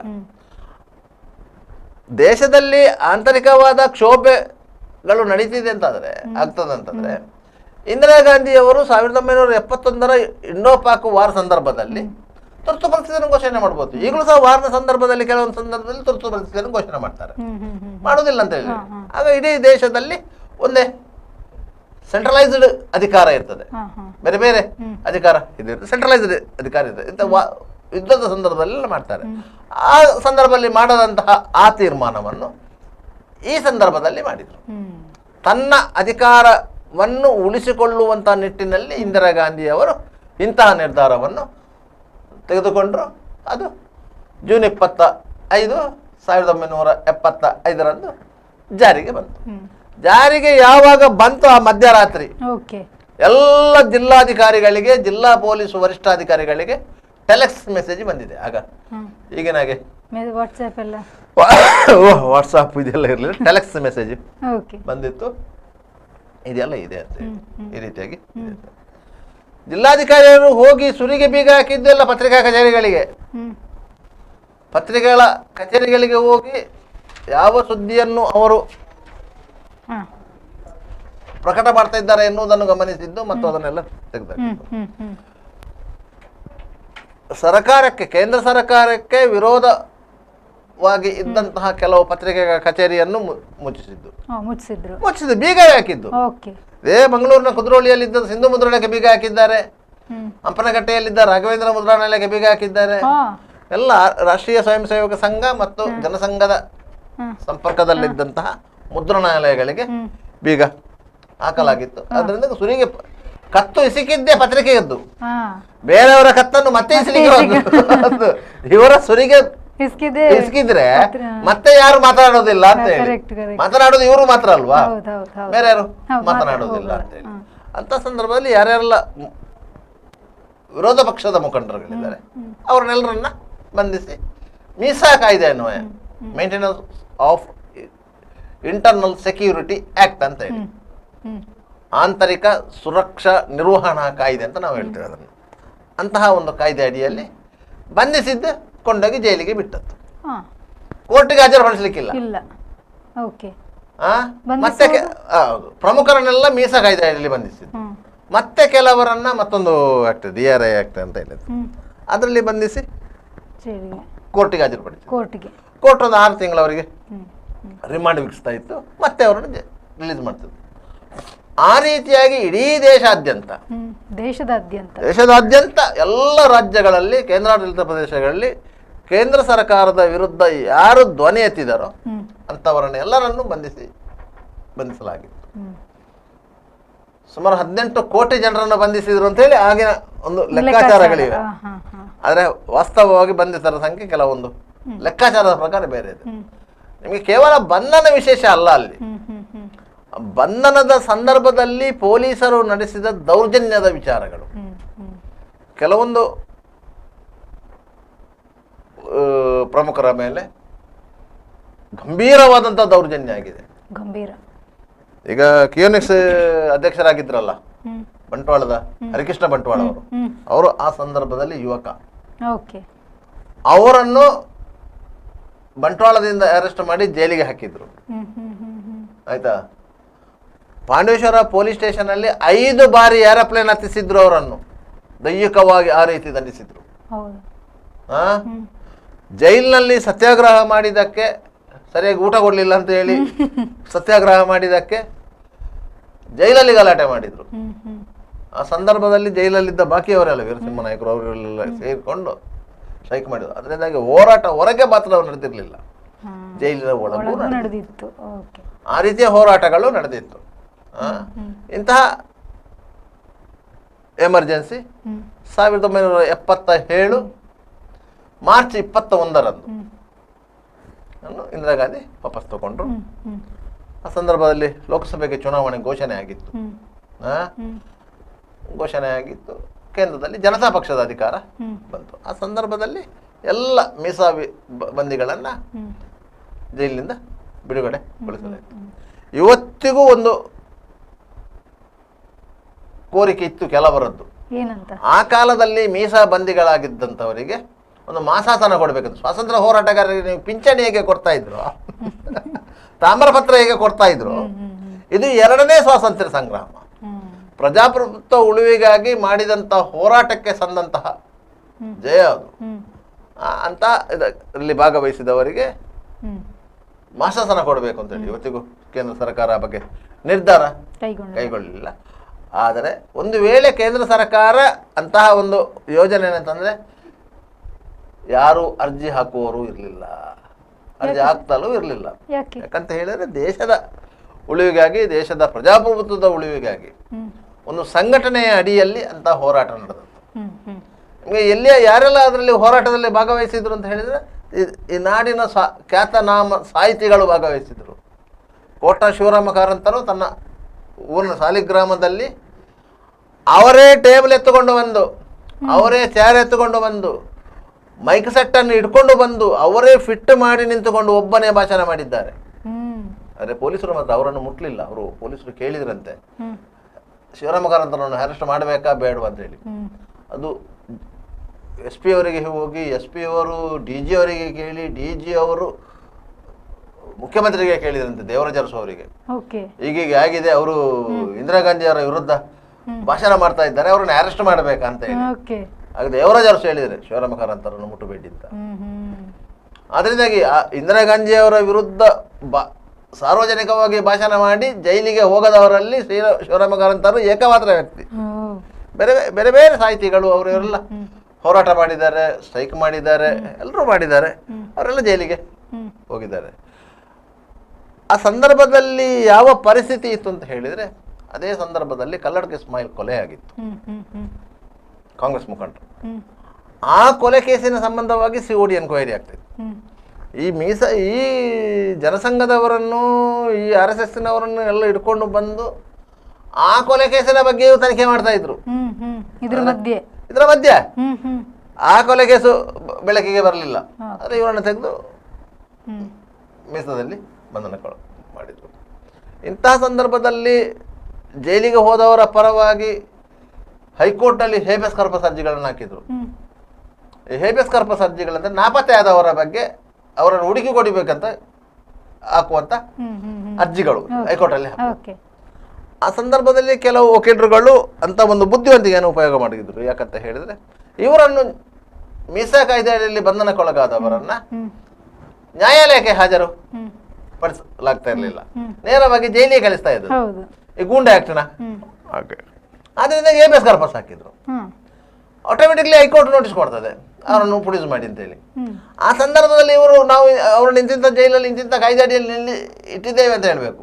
ಹಂಗ ಒಬ್ಬರನ್ನು ಅಕ್ರಮ ಬಂಧನವಾಗಿ ಅವರ ಮೇಲೆ ಬೇರೆ ಯಾವುದೂ ಕೇಸ್ ಇಲ್ಲದೆ, ಯಾವುದೇ ಕ್ರಿಮಿನಲ್ ಕೇಸ್ ಇಲ್ಲದೆ ನೀವು ಅಕ್ರಮ ಬಂಧನದಲ್ಲಿ ಹೇಗೆ ಇಡ್ತೀರಿ ಎನ್ನುವಂಥ ಪ್ರಶ್ನೆಗಳನ್ನು ಹೈಕೋರ್ಟಲ್ಲಿ ಎತ್ತಿದ್ರು. ಮತ್ತೆ ಎಂಥ ಸಂದರ್ಭದಲ್ಲಿ ಕೆಲವು ವಾದ ಪ್ರತಿವಾದಗಳೆಲ್ಲ ನಡೆದಿತ್ತು. ಹಾಗೆ ಕೆಲವು ಖ್ಯಾತನಾಮ ವಕೀಲರುಗಳು ಅದರಲ್ಲಿ ನ್ಯಾಯಾಲಯದಲ್ಲಿ ಇವರ ಪರವಾಗಿ ವಾದ ಮಾಡಿದವರಿದ್ದಾರೆ. ಅದರಲ್ಲಿ ನ್ಯಾಯಮೂರ್ತಿ ಸಂತೋಷ್ ಹೆಗಡೆ ಅವರು ಒಬ್ರು. ಮತ್ತೆ ಈಗ ಶಾಂತಿಭೂಷಣ್ ಅಂತ ಹೇಳಿ ವಕೀಲರಿದ್ರು. ಈಗ ಭರತ್ ಭೂಷಣ್ ಅಂತ ಒಬ್ಬರು ವಕೀಲರಿದ್ದಾರೆ ಸುಪ್ರೀಂ ಕೋರ್ಟಲ್ಲಿ, ಅವರ ತಂದೆ. ಇವರೆಲ್ಲ ಅಂತ ಆ ಸಂದರ್ಭದಲ್ಲಿ ಇವರ ಸತ್ಯಾಗ್ರಹಿಗಳ ಪರವಾಗಿ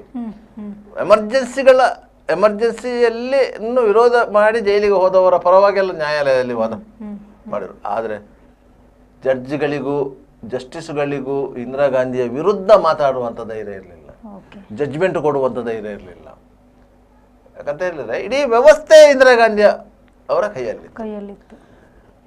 ಆ ಸಂದರ್ಭದಲ್ಲಿ ನಿಮಗೆ ಎಲ್ಲಾ ರೀತಿಯ ಅನುಕೂಲಗಳು ಜನರಿಗೆ ಸಿಕ್ಕಿದೆ ಅಂತ ಹೇಳ್ತಾರೆ ಕೆಲವು ಅನುಕೂಲಗಳು. ಅದು ಏನಂತ ಹೇಳಿದ್ರೆ ನಿಮ್ಗೆ ಯಾವುದು ಸೈಕಿ ಇಲ್ಲ, ಯಾವುದೇ ಪ್ರತಿಭಟನೆ ಇಲ್ಲ, ನೀವು ನಿಮ್ಮಷ್ಟಕ್ಕೆ ನೀವು ಜೀವನ ಮಾಡ್ಲಿಕ್ಕೆ ಏನು ತೊಂದರೆ ಇರಲಿಲ್ಲ, ಗಲಾಟೆ ಇರಲಿಲ್ಲ. ಪೊಲೀಸ್ ವ್ಯವಸ್ಥೆಗಳು ಅತ್ಯಂತ ಪ್ರಬಲವಾಗಿದ್ದವು, ಜನರು ಹೆದರ್ತಾ ಇದ್ರು. ಆದ್ರಿಂದಾಗಿ ಏನು ತೊಂದರೆ ಇಲ್ಲ ಅಂತಲೂ ಹೇಳ್ತಾ ಇದ್ರು. ಜಾರ್ಜ್ ಫರ್ನಾಂಡಿಸ್ ಅವರು ಕಾರ್ಮಿಕ ನಾಯಕರಾಗಿದ್ದಂಥವರು, ರೈಲ್ವೆ ಕಾರ್ಮಿಕರ ಹೋರಾಟಗಾರರಾಗಿದ್ದು. 7 ದಿವಸ all over India railway strike ಆಗಿತ್ತು ಅವರ ನೇತೃತ್ವದಲ್ಲಿ. 7 ದಿವಸ ಆಲ್ ಓವರ್ ಇಂಡಿಯಾ. ಅಂತ ಸಂದರ್ಭದಲ್ಲಿ ಜಾರ್ಜ್ ಫರ್ನಾಂಡಿಸ್ರನ್ನು ಬಂಧಿಸಬೇಕಂತ ಇದಾಯಿತು. ಜಾರ್ಜ್ ಫರ್ನಾಂಡಿಸ್ ಅವರು ತಮ್ಮ ಲಾರೆನ್ಸ್ ಫರ್ನಾಂಡಿಸ್ ಅವರ ಮೇಲೆ ಮೃಗೀಯ ರೀತಿಯಲ್ಲಿ ಹಿಂಸೆ ಮಾಡಲಾಯಿತು. ಪಾಪ ಅವರಿಗೆ ಪ್ಯಾರಲಿಸ್ ಸ್ಟ್ರೋಕ್ ಆಯಿತು. ಹೇಮಲತಾ ರೆಡ್ಡಿ, ಸ್ನೇಹಲತಾ ರೆಡ್ಡಿ ಇಂಥ ಹೆಣ್ಮಗಳ ಮೇಲೆ ಎಂಥ ಮೃಗೀಯ ರೀತಿಯಲ್ಲಿ ಹಿಂಸೆ ಮಾಡಿದ್ದಾರಂತ ಹೇಳಿದರೆ ಪೊಲೀಸರು, ಅದನ್ನು ನೀವು ಇವತ್ತಿನ ಕಾಲಘಟ್ಟದಲ್ಲಿ ಊಹಿಸಲಿಕ್ಕೂ ಸಾಧ್ಯ ಇಲ್ಲ. ಯಾವುದೇ ಒಬ್ಬ ದರೋಡೆಕೋರನಿಗೆ, ಯಾವುದೇ ಒಬ್ಬ ಸರಣಿ ಅತ್ಯಾಚಾರ ಆರೋಪಿಗೆ ಆ ರೀತಿ ಹಿಂಸೆಯನ್ನು ಕೊಟ್ಟಿರ್ಲಿಕ್ಕಿಲ್ಲ ಪೊಲೀಸರು. ಅಂಥ ಹಿಂಸೆಯನ್ನು ತುರ್ತು ಪರಿಸ್ಥಿತಿಯನ್ನು ವಿರೋಧಿಸಿದ ಕಾರಣಕ್ಕಾಗಿ ಕೊಟ್ಟಿದ್ದಾರೆ ಅಂತ ಹೇಳಿದರೆ ಈ ದೇಶದ ಪರಿಸ್ಥಿತಿ ಹೇಗಿರ್ಬೋದು ಅಂತ ನೀವು ಆಲೋಚನೆ ಮಾಡಿಕೊಳ್ಳಿ. ಇಂಥ ಪರಿಸ್ಥಿತಿ 1975 ಜೂನ್ 25ರಿಂದ 1977 ಮಾರ್ಚ್ 21ರವರೆಗೆ ಇತ್ತು. 21ರಲ್ಲಿ ತುರ್ತು ಪರಿಸ್ಥಿತಿಯನ್ನು ತೆಗೆದುಕೊಂಡು ಮತ್ತೆ ಚುನಾವಣೆ ಘೋಷಣೆ ಆದದ್ದು. ಆದ್ದರಿಂದ ಸ್ವತಂತ್ರ ಭಾರತದಲ್ಲಿ ಆ 2 ವರ್ಷ ಸಮಯ ಕರಾಳ ಅಧ್ಯಾಯ ಅಂತ ಹೇಳುವುದು. ಪ್ರಜಾಪ್ರಭುತ್ವದಲ್ಲಿ ಕರಾಳ ಅಧ್ಯಾಯ ಅಂತ ಹೇಳಿ ಅದಕ್ಕೆ ಕಾರಣವಾಗಿದ್ದು ಇಂದಿರಾ ಗಾಂಧಿ ಅಂತ ಹೇಳಿ. ಯಾಕಂತ ಹೇಳಿದ್ರೆ ಈಗಿನ ಪೀಳಿಗೆಯ ಯುವಕರಿಗೆ ಅದರ ಬಗ್ಗೆ ಮಾಹಿತಿಗಳೇ ಇಲ್ಲ. ಇದು ಯಾವುದೇ ಪಠ್ಯ ಪುಸ್ತಕದಲ್ಲಿ ಪಠ್ಯಗಳಾಗಿಲ್ಲ. ನಿಮ್ಗೆ ಝಾನ್ಸಿ ರಾಣಿ ಲಕ್ಷ್ಮೀಬಾಯಿ ಅವರ ಹೋರಾಟದ ಕತೆ ಬರ್ತದೆ, ಅಬ್ಬಕ್ಕನ ಕತೆ ಬಂದಿದೆ, ನಿಮ್ಗೆ ಅಕ್ಬರನ ಕತೆ ಬಂದಿದೆ, ಬೀರ್ಬಲ್ನ ಕತೆ ಬಂದಿದೆ ಪುಸ್ತಕದಲ್ಲಿ. ತುರ್ತು ಪರಿಸ್ಥಿತಿಯ ಬಗ್ಗೆ ಯಾವ ಪಠ್ಯ ಪುಸ್ತಕದಲ್ಲೂ ಹೇಳಿಲ್ಲ ನಾವು ಮಕ್ಕಳಿಗೆ. ಯಾಕಂತ ಹೇಳಿದ್ರೆ ಅದು ಹೇಳಲಿಕ್ಕೆ ಆಗದಂತಹ ಕತೆಗಳೇ. ಆದ್ದರಿಂದ ಅಂತಹ ಒಂದು ಕತೆಗಳು ನಮ್ಮ ಪ್ರಜಾಪ್ರಭುತ್ವ ವ್ಯವಸ್ಥೆಯಲ್ಲಿ ನಡೆದಿದೆ, ಸ್ವತಂತ್ರ ಭಾರತದಲ್ಲಿ ನಡೆದಿದೆ ಅಂತ ಹೇಳಿದ್ರೆ ಅದೊಂದು ಕಪ್ಪು ಚುಕ್ಕೆ ಅಲ್ವಾ? ಅದಕ್ಕೆ ಅದೊಂದು ಕರಾಳ ಅಧ್ಯಾಯ ಅಂತ ಹೇಳೋದು. ಸರ್, ಮಂಗಳೂರಲ್ಲೆಲ್ಲ ಹೇಗಿತ್ತು ಆ ಸಂದರ್ಭದಲ್ಲಿ ಪರಿಸ್ಥಿತಿ? ನೋಡಿ, ಆ ಸಂದರ್ಭದಲ್ಲಿ ಎಲ್ಲ ಕಡೆ ಕಾಂಗ್ರೆಸ್ಮಯ ಪರಿಸ್ಥಿತಿ. ಸ್ವತಂತ್ರ ಭಾರತ ಸೃಷ್ಟಿಯಾದ ಮೇಲೆ ಇಲ್ಲಿ ಕಾಂಗ್ರೆಸ್ ರಾಜಕೀಯ ಪಕ್ಷ. 99% ಮಂದಿ ಜನರು ಕಾಂಗ್ರೆಸ್ಸಿನ ಅನುಯಾಯಿಗಳು.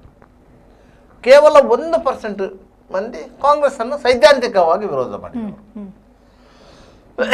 ಕೇವಲ ಸೈದ್ಧಾಂತಿಕವಾಗಿ ವಿರೋಧ ಮಾಡಿದವರು. ಅದರಲ್ಲಿ ಭಾರತೀಯ ಜನಸಂಘವು ಒಂದು. ಈ ವಾಜಪೇಯಿ ಅವರಾಗಲಿ, LK ಅಡ್ವಾಣಿ ಅವರಾಗಲಿ, ಮುರಳಿ ಮನೋಹರ್ ಜೋಶಿ ಆಗಲಿ, ಬಲರಾಜ್ ಮಧೋಕರ್ ಅವರಾಗಲಿ, ಇವರೆಲ್ಲರೂ ಆ ಸಂದರ್ಭದಲ್ಲಿ ಕಾಂಗ್ರೆಸ್ಸಿನ ಆಡಳಿತವನ್ನ ಸೈದ್ಧಾಂತಿಕವಾಗಿ ವಿರೋಧ ಮಾಡಿದವರು, ವೈಯಕ್ತಿಕವಾಗಿ ವಿರೋಧ ಮಾಡಿದವರು ಅಲ್ಲ, ಸೈದ್ಧಾಂತಿಕವಾಗಿ ವಿರೋಧ ಮಾಡಿದವರು. ಶ್ಯಾಮ್ ಪ್ರಕಾಶ್ ಮುಖರ್ಜಿಯವರು ಕಾಶ್ಮೀರದಲ್ಲಿ 370 ವಿಧಿಯನ್ನು ಇಂಪೋಸ್ ಮಾಡಿದನ್ನು ವಿರೋಧ ಮಾಡಿದವರು, ಅದಕ್ಕಾಗಿ ಹೋರಾಟ ಮಾಡಿದವರು. ಆ ಸಂದರ್ಭದಲ್ಲಿ ಅವರು ಅನುಮಾನಾಸ್ಪದವಾಗಿ ಮೃತಪಟ್ಟಾಗ ಅವರ ಸಾವಿನ ಬಗ್ಗೆ ತನಿಖೆ ಮಾಡಬೇಕು ಅಂತ ಹೇಳಿ ಒತ್ತಾಯ ಮಾಡಿದಾಗ ಇವರೆಲ್ಲರೂ ಇನ್ನೂ ಕತ್ತಲಲ್ಲಿಡಲಾಯಿತು. ಈ ರೀತಿಯಾಗಿ ಸೈದ್ಧಾಂತಿಕವಾಗಿ ವಿರೋಧ ಮಾಡಿಕೊಂಡು ಬಂದಂಥದ್ದು ಭಾರತೀಯ ಜನಸಂಘ. ಕಮ್ಯುನಿಸ್ಟ್ ಚಳವಳಿಯೂ ಇತ್ತು. ಏನು ಕಮ್ಯುನಿಸ್ಟ್ ಚಳವಳಿ ಇರಲಿಲ್ಲ ಅಂತೇಳಿ, ಕಮ್ಯುನಿಸ್ಟ್ ಚಳವಳಿಯೂ ಇತ್ತು ಆ ಸಂದರ್ಭದಲ್ಲಿ. ರಾಷ್ಟ್ರೀಯ ಸ್ವಯಂ ಸೇವಕ ಸಂಘವೂ ಇತ್ತು. 1925ರಲ್ಲಿ ಅಸ್ತಿತ್ವಕ್ಕೆ ಬಂದಂತ ಸಂಘ, ಜನಸಂಘವಿತ್ತು. ಕಾಂಗ್ರೆಸ್ ಪ್ರಬಲ, ಕಾಂಗ್ರೆಸ್ಗೆ ವಿರೋಧ ಇರಲಿಲ್ಲ. ಯಾಕಂದ್ರೆ 90% ಜನ ಕಾಂಗ್ರೆಸ್ ಅನುಯಾಯಿಗಳೇ. ಮಹಾತ್ಮ ಗಾಂಧಿಯವರನ್ನ ಹತ್ಯೆ ಮಾಡಿದಂತ ಸಂದರ್ಭದಲ್ಲಿ ರಾಷ್ಟ್ರೀಯ ಸ್ವಯಂ ಸೇವಕ ಸಂಘವನ್ನು ನಿಷೇಧ ಮಾಡಲಾಗಿತ್ತು. ಯಾಕಂತ ಹೇಳಿದ್ರೆ ಹಿಂದೂ ಮಹಾಸಭಾ ರಾಷ್ಟ್ರೀಯ ಸ್ವಯಂ ಸೇವಕ ಸಂಘದ ಒಂದು ಅಂಗ ಅಂತ ಹೇಳಿ ಭಾವಿಸಿ ಹಿಂದೂ ಮಹಾಸಭಾದ ನಾಥೂರಾಮ್ ಗೋಡ್ಸೆ ಮಹಾತ್ಮ ಗಾಂಧಿಯನ್ನು ಹತ್ಯೆ ಮಾಡಿದವರು. ಅದನ್ನು ಭಾವಿಸಿ ರಾಷ್ಟ್ರೀಯ ಸ್ವಯಂ ಸೇವಕ ಸಂಘವನ್ನು ನಿಷೇಧ ಮಾಡಲಾಗಿತ್ತು. ಅದ ನಂತರ ನಿಷೇಧ ತೆರವು ಮಾಡಿದ್ರು ನೆಹರು ಅವರೇ.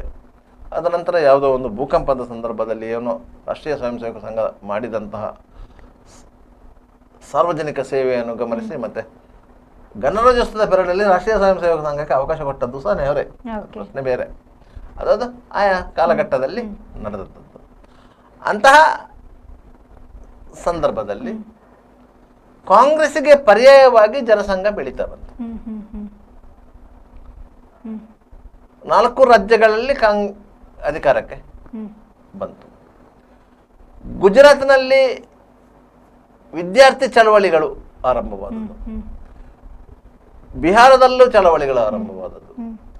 ಆ ಬಿಹಾರದಲ್ಲಿ ಆದಂಥ ಚಳವಳಿಯ ನೇತೃತ್ವವನ್ನು ಜಯಪ್ರಕಾಶ್ ನಾರಾಯಣರವರು ವಹಿಸಿಕೊಟ್ರು.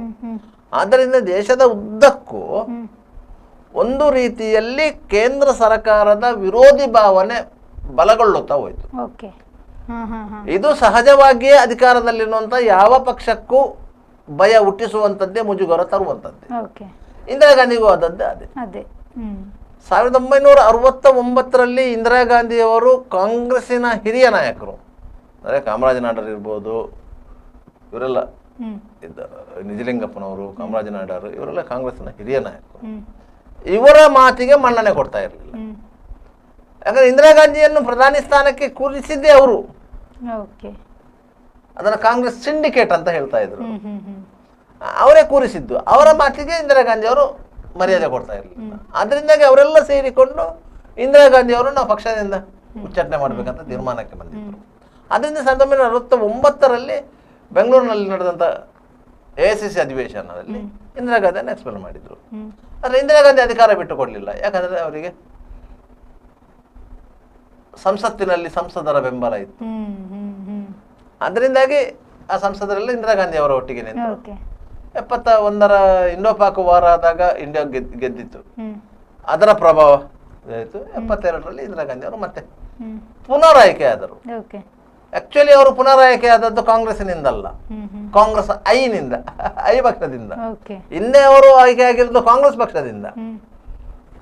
72ರಲ್ಲಿ ಅವರು ಪುನರಾಯ್ಕೆ ಆದದ್ದು ಕಾಂಗ್ರೆಸ್ ಪಕ್ಷದಿಂದ. ಅದರಿಂದಾಗಿ ಅವರು ಪ್ರಶ್ನಾತೀತ ನಾಯಕರಾಗಿ ಇದ್ದವರು. ಅಂತಹ ಪ್ರಬಲ ನಾಯಕಿ ಯಾವುದೇ ರೀತಿಯ ಡಿಸಿಷನ್ ಅನ್ನು ಅವರು ನೇರವಾಗಿ ತಗೊಳ್ತಾ ಇದ್ರು. ಅದರಲ್ಲಿ ಮುಚ್ಚುಮರೆ ಇರಲಿಲ್ಲ. ಅವರ ಎದುರಲ್ಲಿ ಮತ್ತೊಬ್ಬರು ಮಾತಾಡ್ಲಿಕ್ಕೆ ಆಗ್ತದೆ. ಇಲ್ಲ ಇದ್ರೆ ಈ ದೇಶದಲ್ಲಿ ಸಾರಿಗೆ ರಾಷ್ಟ್ರೀಕರಣ ಆಗ್ತಾ ಇರಲಿಲ್ಲ, ಬ್ಯಾಂಕುಗಳ ರಾಷ್ಟ್ರೀಕರಣ ಆಗ್ತಾ ಇರಲಿಲ್ಲ, ಉಳುವವನೇ ಹೊಲದೊಡೆ ಅನ್ನುವಂತಹ 20 ಪಾಯಿಂಟ್ ಪ್ರೋಗ್ರಾಮ್ಗಳು ಜಾರಿಗೆ ಬರ್ತಾ ಇರಲಿಲ್ಲ, ಯಾವುದು ಬರ್ತಾ ಇರಲಿಲ್ಲ. ಇಂಥದ್ದನ್ನೆಲ್ಲ ಕ್ರಾಂತಿಕಾರಿ ನಿರ್ಧಾರಗಳನ್ನು ತೆಗೆದುಕೊಂಡದ್ದು ಇಂದಿರಾ ಗಾಂಧಿ. ಇಂದಿರಾ ಗಾಂಧಿ ತಗೊಂಡ ನಿರ್ಧಾರವನ್ನು ಯಾರೂ ಪ್ರಶ್ನೆ ಮಾಡ್ತಾ ಇರಲಿಲ್ಲ. ವಿರೋಧ ಪಕ್ಷಗಳು ಸಹ ಅವರ ರಚನಾತ್ಮಕವಾದಂಥ ನಿರ್ಧಾರಗಳನ್ನು ಬೆಂಬಲಿಸ್ತಾ ಇತ್ತು. ಹೌದಾ? ಸ್ವತಃ ವಾಜಪೇಯಿ ಅವರೇ ಇಂದಿರಾ ಗಾಂಧಿ ಅವರನ್ನ ದುರ್ಗೆಗೆ ಹೋಲಿಸಿ ಮಾತನಾಡಿದ್ದಾರೆ. ಸ್ವತಃ ವಾಜಪೇಯಿ ಅವರೇ. ಅದೇ ವಾಜಪೇಯಿ ಅವರು ಅದೇ ಸಂಸತ್ತಿನಲ್ಲಿ ಇಂದಿರಾ ಗಾಂಧಿ ಅವರನ್ನು ಅವರ ನಿರ್ಧಾರಗಳನ್ನು ವಿರೋಧಿಸಿದ್ದು ಇದೆ. ಆ ರೀತಿಯಾಗಿ ಅಂತಹ ಇಂದಿರಾ ಗಾಂಧಿ ಅವರು ಅವರ ಇಡೀ ಜೀವಮಾನದಲ್ಲಿ ಅಂತ ಹೇಳಿದ್ರು, ಈ ದೇಶಕ್ಕೆ ಇನ್ನು ಮುಂದೆ ಹಲವು ಸಾವಿರ ವರ್ಷಗಳ ಕಾಲ ಈ ದೇಶ ಇರ್ಬೋದು, ಆದರೆ ರಾಜಕೀಯ ಇತಿಹಾಸ ಬರುವಾಗ ಆ ತುರ್ತು ಪರಿಸ್ಥಿತಿ ಒಂದು ಕಪ್ಪು ಚುಕ್ಕೆ, ಅದನ್ನು ನೀವು ಅಳಿಸ್ಲಿಕ್ಕೆ ಸಾಧ್ಯ ಆಗುವುದಿಲ್ಲ. ಈಗಿನ ಜನಮಾನಸಕ್ಕೆ ಆ ಕರಾಳ ಅಧ್ಯಾಯವನ್ನ ತಲುಪಿಸುವಂತ ಪ್ರಯತ್ನವನ್ನು ಈಗ ಭಾರತೀಯ ಜನತಾ ಪಕ್ಷ ಮಾಡ್ತಾ ಇದೆ. ಇವತ್ತು ಸಹ ಮಂಗಳೂರಿನ ಅಲ್ಲಿ ಆ ಕಾರ್ಯಕ್ರಮ ಆಯಿತು. ಆ ಸಂದರ್ಭದಲ್ಲಿ ಯಾರೆಲ್ಲ ಜೈಲಿಗೆ ಹೋಗಿದ್ರು, ಆ ಸಂದರ್ಭದಲ್ಲಿ ಯಾರೆಲ್ಲ ಕಷ್ಟ ಅನುಭವಿಸಿದ್ರು ಅಂಥವರನ್ನು ಗುರುತಿಸುವ ಕೆಲಸವನ್ನು ಬಿಜೆಪಿ ಮಾಡಿದೆ. ಅದು ರಾಜ್ಯದಲ್ಲಿ ಅಲ್ಲ, ರಾಷ್ಟ್ರ ಮಟ್ಟದಲ್ಲಿ ಅಂತ ಕೆಲವು ಕಾರ್ಯಕ್ರಮ ಮಾಡಿ ಈ ಪೀಳಿಗೆಗೆ ಅದರ ನೆನಪುಗಳನ್ನು ಹಂಚುವ ಕೆಲಸವನ್ನು ಮಾಡ್ತಾ ಇದೆ. ವಾಸ್ತವವಾಗಿ ಇಂತಹ ಕೆಲಸವನ್ನು ಹಿಂದೆ ಮಾಡಬೇಕಿತ್ತು. 50 ವರ್ಷ ಬೇಕಾಗಿರ್ಲಿಲ್ಲ. 40 ವರ್ಷಕ್ಕೆ ಚಿಕ್ಕ ಚಿಕ್ಕ ಕಾರ್ಯಕ್ರಮ ಮಾಡಿ ಶುರು ಮಾಡಿದ್ರು. ಅದಕ್ಕಿಂತ ಮೊದಲು ಇವತ್ತಿಗೂ ಕಾಂಗ್ರೆಸ್ ನೋಡಿದ ಕೇಳಿದ್ರೆ ಅವರು ಹೇಳ್ತಾರೆ, ತುರ್ತು ಪರಿಸ್ಥಿತಿಯಲ್ಲಿ ಯಾರಿಗೂ ತೊಂದರೆ ಆಗ್ಲಿಲ್ಲ ಅಂತ ಹೇಳ್ತಾರೆ. ತುರ್ತು ಪರಿಸ್ಥಿತಿಯಲ್ಲಿ ಯಾರಿಗೂ ತೊಂದರೆ ಆಗಲಿಲ್ಲ. ತೊಂದರೆ ಆದದ್ದು ಯಾರಿಗೆ? ಯಾರು ವಿರೋಧ ಪಕ್ಷದಲ್ಲಿ ಗುರುತಿಸಿಕೊಂಡಿದ್ದಾರೆ ಅಂತವರಿಗೆ ತೊಂದರೆ ಆದದ್ದು. ಆ ಸಂದರ್ಭದಲ್ಲಿ ಪೊಲೀಸ್ ವ್ಯವಸ್ಥೆಯೂ ಸಹ ಅಷ್ಟೇ. ಕಾಂಗ್ರೆಸ್ ಲೀಡರ್ಗಳು ಯಾರನ್ನು ಹೇಳಿದ್ರು ಅವರನ್ನು ಹೋಗಿ ಇಟ್ಕೊಂಡು ಬರ್ತಾ ಇದ್ರು, ಮೀಸದಲ್ಲಿ ಒಳಗಾಳಿಸ್ತಾ ಇದ್ರು. ಏನು ಎನ್ಕ್ವೈರಿ ಕೂಡ ಮಾಡ್ಲಿಕ್ಕೆ ತಪ್ಪಿತಸ್ಥ ಅಲ್ಲನೋ ಏನು ಇಲ್ಲ.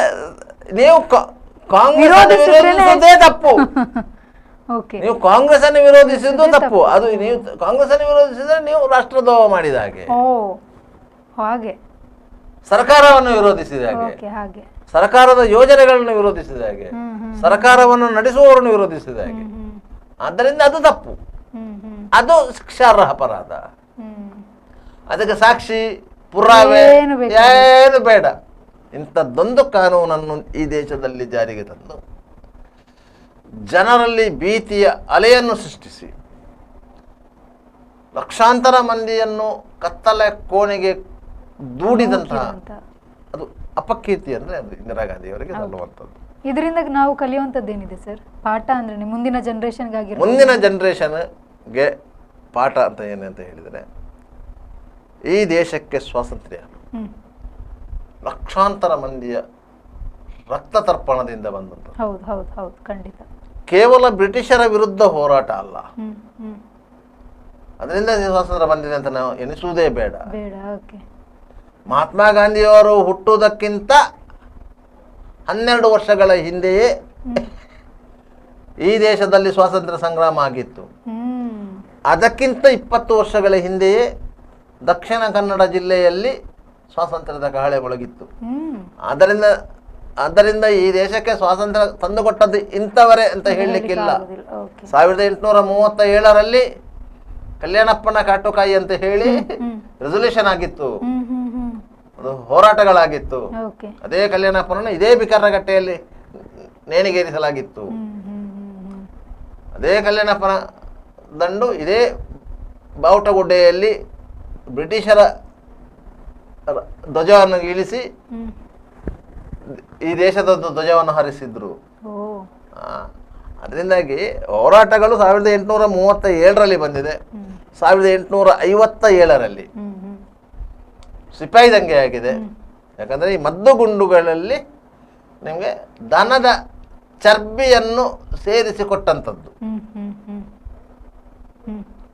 ದನದ ಚರ್ಬಿ ಮತ್ತು ಹಂದಿಯ ಕೊಬ್ಬು ಇದನ್ನು ಸೇರಿಸಿ ಮದ್ದುಗುಂಡುಗಳನ್ನ ಸಪ್ಲೈ ಮಾಡಿದಂಥದ್ದು.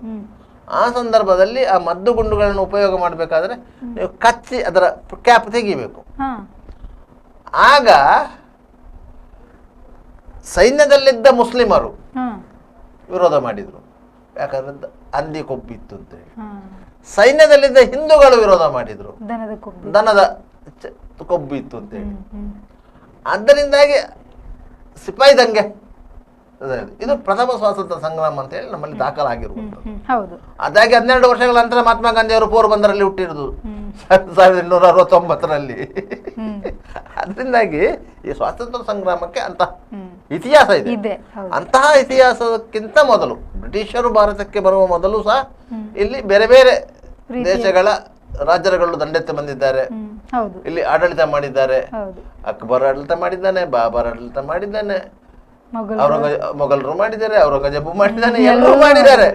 ಅದರಿಂದಾಗಿ ಆ ಸಂದರ್ಭದಲ್ಲೂ ಹೋರಾಟಗಳು ನಡೆದಿತ್ತು, ಇಲ್ಲಂತ ಏನಿಲ್ಲ. ಆದರೆ ಬ್ರಿಟಿಷರು ಇಡೀ ದೇಶವನ್ನು ಆಕ್ರಮಿಸಿಕೊಂಡ್ರು, ಪೋರ್ಚುಗೀಸರು ಒಂದು ಭಾಗದಲ್ಲಿ ಇದ್ರು. ಅದರಿಂದಾಗಿ ಅವರೆಲ್ಲರೂ ನಮ್ಮಲ್ಲಿ ಆಡಳಿತ ಮಾಡಿದವರೇ. ಅಂಥವರನ್ನು ಓಡಿಸಿದಂತಹ ಅತ್ಯಂತ ದೀರ್ಘ ಚಳವಳಿ ಏನಿತ್ತು, ಸ್ವಾತಂತ್ರ್ಯ ಸಂಗ್ರಾಮ ಅಂತ ಏನಿತ್ತು, ಅಹಿಂಸಾತ್ಮಕ ಚಳವಳಿ, ಆ ಚಳವಳಿಯಿಂದಾಗಿ ಸ್ವಾತಂತ್ರ್ಯ ಬಂದಿದೆ. ಬ್ರಿಟಿಷರು ನಮ್ಮನ್ನು ಬಿಟ್ಟು ಹೋದ್ರು ಹೇಳಿ, ಯಾಕಂತೇಳಿ ಅವರು ಇಲ್ಲಿಂದ ದೋಚುವುದನ್ನೆಲ್ಲ ದೋಚಿ ಆಗಿತ್ತು. ಮತ್ತೆ ಖಾಲಿ ಇಲ್ಲಿ ಮಣ್ಣು ಮಾತ್ರ ಬಿಟ್ಟು ಹೋದವರು, ಬೇರೆ ಯಾರನ್ನು ಬಿಟ್ಟು ಹೋಗಿರ್ಲಿಲ್ಲ. ಅದರಿಂದಾಗಿ ನಮಗೆ ಸ್ವಾತಂತ್ರ್ಯ, ಅಂದ್ರೆ ಸ್ವಾತಂತ್ರ್ಯ ಅಂತ ಕಷ್ಟಪಟ್ಟು ಪಡೆದುಕೊಂಡಂತ ಸ್ವಾತಂತ್ರ್ಯ ಈ ದೇಶಕ್ಕೆ ಒಂದು ಅದ್ಭುತವಾದ ಸಂವಿಧಾನವನ್ನ ರಚನೆ ಮಾಡಿಕೊಟ್ರು ಡಾಕ್ಟರ್ BR ಅಂಬೇಡ್ಕರ್ ನೇತೃತ್ವದ ಸಂವಿಧಾನ ರಚನಾ ಸಮಿತಿ. ಪ್ರಪಂಚದ ಅಷ್ಟೂ ದೇಶಗಳಲ್ಲಿರುವಂತಹ ಸಂವಿಧಾನಗಳನ್ನು ಅಧ್ಯಯನ ಮಾಡಿ ಯಾವ್ಯಾವ ಒಳ್ಳೆ ಒಳ್ಳೆ ಅಂಶಗಳಿವೆ ಎನ್ನುವುದನ್ನು ಸೇರಿಸಿಕೊಂಡು ವೈವಿಧ್ಯಮಯ ಈ ದೇಶದಲ್ಲಿ ಇಂತಹ ಸಂವಿಧಾನ ಬೇಕು ಅಂತ ಹೇಳಿ ಅವರು ಕರಡು ಪ್ರತಿಯನ್ನು ತಯಾರು ಮಾಡಿದವರು ಅಂಬೇಡ್ಕರ್ ಅವರು. ಆ ಸಂವಿಧಾನ ಆಶಯದಂತೆಯೇ ಸರ್ಕಾರ ನಡಿಬೇಕಂದ್ರೆ ಆವತ್ತಿಂದ ಇವತ್ತಿನವರೆಗೆ ಅದೇ ರೀತಿಯಲ್ಲಿ ಸರ್ಕಾರ ನಡೀತಾ ಇದೆ. ಯಾವ ಸರ್ಕಾರ ಇರಲಿ ನಡೀತಾ ಇದೆ. ಅಂತಹ ಒಂದು ಸಂವಿಧಾನದಲ್ಲೇ ಇದ್ದಂತ ಒಂದು ಅಂಶ, ಸಂವಿಧಾನದಲ್ಲಿ ಇದ್ದಂಥದ್ದೇ ಒಂದು ಅಂಶವನ್ನು ಬಳಸಿಕೊಂಡು ಇಂದಿರಾ ಗಾಂಧಿ ಅವರು ತುರ್ತು ಪರಿಸ್ಥಿತಿಯನ್ನು ಹೇಳಿದ್ರು. ತುರ್ತು ಪರಿಸ್ಥಿತಿಯನ್ನು ಸಂವಿಧಾನಕ್ಕಿಂತ ಹೊರತಾಗಿ ಅವರು ಹೇಳಿದ್ದಾರೆ. ಸಂವಿಧಾನದಲ್ಲಿ ಅದ್ರ ಒಂದು ಕ್ಲಾಸ್ ಇಟ್ಟಿದ್ರು. ಯಾಕಂತ ಹೇಳಿದ್ರೆ ಯಾವುದಾದ್ರೂ ಬಾಹ್ಯ ದೇಶಗಳು, ಹೊರಗಿನ ದೇಶಗಳು ಬಂದು ನಮ್ಮಲ್ಲಿ ಹಸ್ತಕ್ಷೇಪ ಮಾಡಿದಂತ ಸಂದರ್ಭದಲ್ಲಿ ದೇಶದ ಒಳಗೆ ಆಂತರಿಕ ಕ್ಷೋಭೆ ಸೃಷ್ಟಿಯಾದರೆ, ಯಾಕಂದ್ರೆ ವೈವಿಧ್ಯಮಯ ದೇಶ, ಈ ಕಡೆಯಿಂದ ತಮಿಳರಿದ್ದಾರೆ, ಈ ಕಡೆಯಿಂದ ಕನ್ನಡಿಗರಿದ್ದಾರೆ, ಆ ಕಡೆಯಿಂದ ಮಲಯಾಳಿಗಳಿದ್ದಾರೆ, ಒಂದು ಕಡೆಯಿಂದ ತೆಲುಗರಿದ್ದಾರೆ, ಅದಕ್ಕೆ ಮೇಲೆ ಹೋದ್ರೆ ಮರಾಠಿಗಳಿದ್ದಾರೆ, ಅದಕ್ಕಿಂತ ಮೇಲೆ ಹೋದ್ರೆ ಹಿಂದಿ ಭಾಷಿಗರಿದ್ದಾರೆ, ಈಚೆ ಹೋಗಿ ಬಿಹಾರಿಗಳಿದ್ದಾರೆ, ವೆಸ್ಟ್ ಬೆಂಗಾಲಿಗಳಿದ್ದಾರೆ. ಅದರಿಂದಾಗಿ ವೈವಿಧ್ಯಮಯ ದೇಶದಲ್ಲಿ ಆಂತರಿಕ ಕ್ಷೋಭೆ ಸೃಷ್ಟಿಯಾದ ಸಂದರ್ಭದಲ್ಲಿ ಇಂತಹ ಒಂದು ಎಮರ್ಜೆನ್ಸಿಯನ್ನು ಡಿಕ್ಲೇರ್ ಮಾಡುವಂತ ಅಧಿಕಾರವನ್ನ ಸರ್ಕಾರಕ್ಕೆ ಕೊಟ್ಟಿರುವುದು. ಅದಕ್ಕೆ ರಾಷ್ಟ್ರಪತಿಗಳ ಅಂಕಿತ ಬೇಕು ಅಂತ ಹೇಳಿ. ಈಗಿನ ರಾಷ್ಟ್ರಪತಿಗೆ ಆದ್ರೆ ಅಂಕಿತ ಆಗ್ತಾ ಇರಲಿಲ್ಲ. ಆಗ ಇದ್ದ ರಾಷ್ಟ್ರಪತಿಗಳೆಲ್ಲರೂ ಇಂದಿರಾ ಗಾಂಧಿಯ ರಬ್ಬರ್ ಸ್ಟ್ಯಾಂಪ್ಗಳೇ ಆಗಿರೋದು. ಆಗ ಫಕ್ರುದ್ದೀನ್ ಅಲಿ ಅಹ್ಮದ್ ಅವರು ರಾಷ್ಟ್ರಪತಿಗಳಾಗಿದ್ದರು. ಅದರಿಂದಾಗಿ ಅವರು ಸಿಗ್ನೇಚರ್ ಹಾಕಿದ್ದಾರೆ. ಅವರು ಸಿಗ್ನೇಚರ್ ಹಾಕಿದ್ರೆ ಅದು ಜಾರಿಗೆ ಬರಲ್ಲ. ಅದರಿಂದಾಗಿ ಆ ರೀತಿಯ ಎಮರ್ಜೆನ್ಸಿ ಜಾರಿಗೆ ಬಂತು. ಸಿಕ್ಕಿದ ಅವಕಾಶವನ್ನು ಪೊಲೀಸರು ಬರೀ ಚಂದವಾಗಿ ಬಳಸಿಕೊಂಡು ಸರ್ಕಾರಕ್ಕೆ ಏನೆಲ್ಲ ಕೆಟ್ಟ ಹೆಸರು ಬರಬೇಕು ಅಷ್ಟು ಕೆಟ್ಟ ಹೆಸರನ್ನು ತರುವಂಥ ಕೆಲಸವನ್ನು ಆ ಕಾಲದ ಪೊಲೀಸರು ಮಾಡಿದರು. ಅದರಿಂದಾಗಿ ಇವತ್ತಿಗೆ ಅದು ಕಳಂಕ ಅಂತ ನಾವು ಹೇಳ್ತೇವೆ.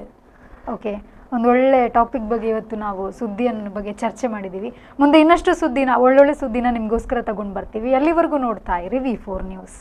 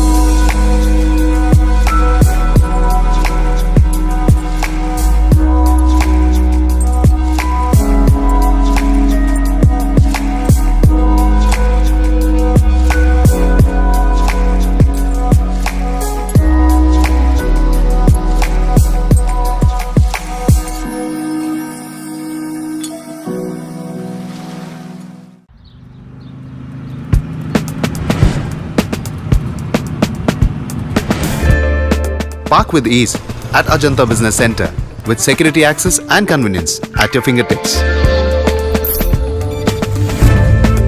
Step into a welcoming lobby where a warm smile greets you and your clients. With top-tier amenities, Ajanta set the stage for our success, leading us to Ashoka Business Center as a next upgrade. Invest in workspaces managed by Vertex. Invest smart. Invest in Mangaluru. The Father Mullah Charitable Institutions, the most modern linear accelerator, only one of its kind in this region for specific burning of cancer cells. We have all precision equipments and instruments for both invasive and non-invasive surgical procedures and diagnosis, ultrasonic color Doppler, CT scan and MRI machines. The operation theatres are equipped with contemporary equipments, high-tech intensive care units, neo and postnatal units, burns unit, cath lab and cardiothoracic units are fully equipped. Our NICU is the largest in the city. The blood bank and cell separator and casualty are 24-hour services. The Father Mullah Charitable Institutions. Ideal ice cream, milky way to your heart.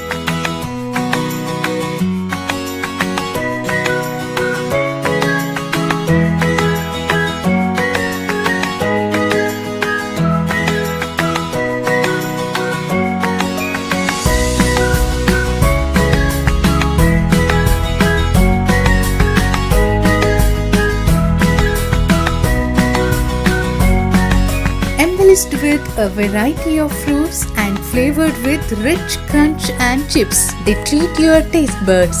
Ideal ice cream.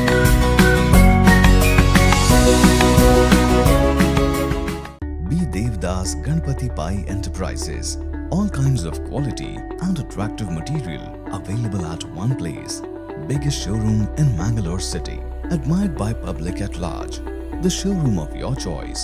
B. Devdas Ganpati Pai Enterprises near New Chitra Talkies, Mangalore. AJ Hospital and Research Center is a leading advanced tertiary healthcare center of India, serving the coastal citizens and spreading good health across the sea line. AJ Hospital and Research Center is a specialized Medicare center providing service to more than 30 major medical disciplines, embracing new technologies to offer high-level healthcare that matches the best in the country. Our technical and medical expertise include foremost services in cadaveric organ retrieval, drug-eluting stent placement, pediatric lab nephrectomy, ambulance services, dermatology, ENT, nephrology and many more.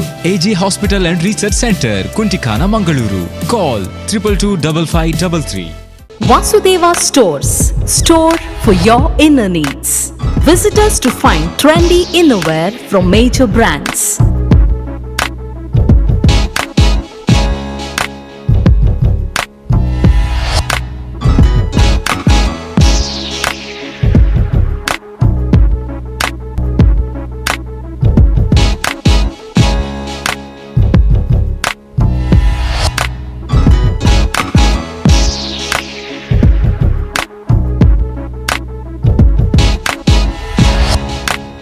Visit Vasudeva Stores, ground floor, Ideal Towers near Sharavu Ganapati Temple, Mangaluru. Hi ನಾನು ಆಶೀರ್ವಾದಕ್ಕೆ join ಆಯ್ರೆ ಬೈನಿ ಆಶೀರ್ವಾದ ಬಂಡ ಒಂದು scheme ಅವಟ್ಟೆ ಇಲ್ಲುಂಡು bike ಉಂಡು car ಉಂಡು ಇಲ್ಲಾಗ ಬೋಡೇನ ಮಾತ ಐಟಮ್ಲ ಉಂಡು guarantee ಉಂಡತ ನಂಬಿಕೆಗೆ ನನಂಜಿ ಪುದರೆ ಆಶೀರ್ವಾದ ಯಾನ ಸೇರ್ದೆ ನಿಕ್ಲ ಸೇರ್ಲವೇ ತುಳುನಾಡದ ಮಾಂತ ಬಂದಲಿಗಳ ಸೊಲ್ಮೇಲು ಆಶೀರ್ವಾದ 2.0 ಯಾಲ್ನ ಸೇರ್ದೆ ನಿಕ್ಲ ಸೇರ್ಲಿ.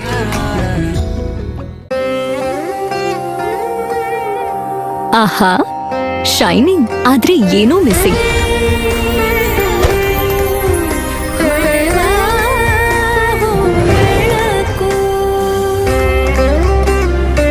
ಇದು ಹೊಳಿತಿದೆ ನಿಮ್ ಥರಾನೇ, ನೀನು ಸಹ ಹೊಳಿತಿದ್ಯಾ. ಶತಮಾನದ ವಾರಸುದಾರಿಕೆಯ ಹೊಸ ಮುಖ ಭೀಮಾ, ಬದಲಾವಣೆ ಹೊಳೆಯುತ್ತಿದೆ.